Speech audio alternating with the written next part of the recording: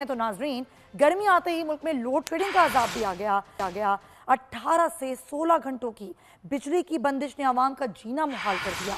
कराची में खवातीन और बच्चे तंग आकर सड़कों पर निकल आए। फैसलाबाद और पेशावर के शहरी भी फट पड़े।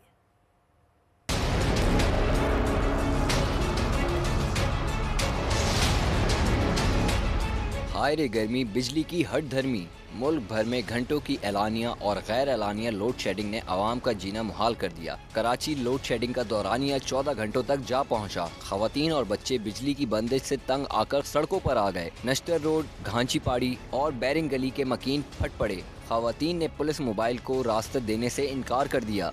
9,000 रुपए नॉर्मल इंसान 260 यूनिट 250 यूनिट बिल दे रहा है। हमारे घरों में पानी नहीं है, बिजली नहीं है, गैस नहीं है, हम लोग क्या खावें क्या पिए।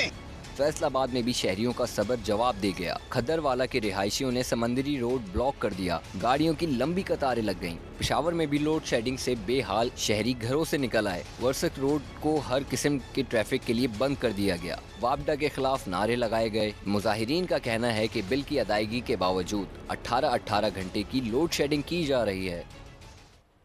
जिला हंगू में बिजली की गैर एलानिया लोड शेडिंग का जिन बेकाबू हो गया, जिसकी वजह से कारोबारी जिंदगी